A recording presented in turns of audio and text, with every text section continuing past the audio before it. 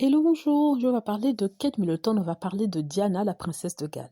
Une journaliste, il y a quelques jours de ça, a écrit un article sur Kate Middleton, osant comparer Kate Middleton à Diana, la princesse de Galles. Elles portent tous les deux le même titre, en tout cas Diana l'avait eu sur son temps, et aujourd'hui c'est Kate Middleton qui porte ce titre-là. Et la journaliste, qui est une folle, hein, je dis ça en connaissance de cause, nous explique en fait que Kate porte mieux ce titre de princesse de Galles, auquel elle rend vraiment grâce, n'est-ce pas, et qu'elle respecte, et que Diana ne méritait pas de porter ce titre de princesse de Galles. Et elle dit que Kate Middleton est vraiment meilleure que Diana, et c'est une icône que les gens regardent non seulement pour sa perfection, pour sa beauté, mais en plus parce qu'elle est un soutien auprès de son mari. Vous vous rendez compte, on est au XXIe siècle, on réduit les femmes à n'être que de bonnes épouses, jolies, qui ne parlent pas, qui n'ont aucune personnalité. Ça, c'est une analyse que je fais de l'article qui est paru dans ce tabloïd, dont elle disait que parce que Kate Middleton ne s'exprimait jamais sur des sujets importants, ne prenait jamais de risques, était parfaite en tout point et était jolie,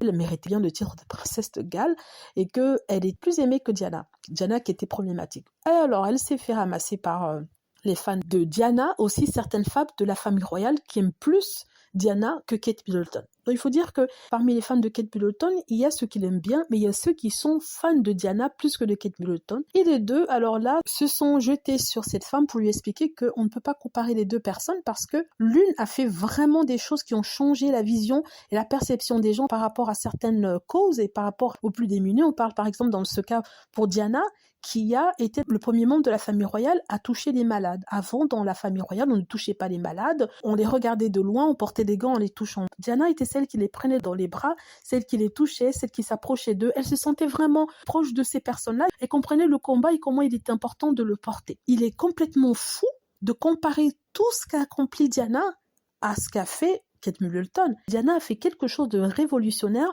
dans la famille royale, au niveau de la famille royale, au niveau même des politiques, parce que les gens, je me rappelle des années fin 80-90, tout le monde avait peur du sida, personne ne touchait les personnes atteintes de la maladie, et Diana était la première avec Elizabeth Taylor, il faut le dire, et Elton John. Elle faisait partie des premiers à dire que déjà ce n'est pas transmissible en touchant des personnes, et que ces personnes-là étaient toujours humaines, et qu'il fallait être de leur côté, les soutenir. Et comparer ça à être belle, à être régale et à être, parfaite, une bonne mère de famille, une bonne épouse. Les gens ont trouvé ça un peu trop exagéré, n'est-ce pas? Il faut rappeler qu'il y a des gens qui sont fans de Diana qui ne sont pas fans de la famille royale, comme il y a des fans de la famille royale qui ne sont pas fans de Diana. Donc c'est pour ça que ici je précise bien. Voilà. C'est ce que je voulais dire. Dites-moi ce que vous en pensez. J'espère que vous avez aimé la vidéo. N'hésitez pas à cliquer sur like si c'est le cas, à vous abonner pour plus de vidéos et à cliquer sur la petite cloche afin de être averti lorsque je poste une nouvelle vidéo. Merci.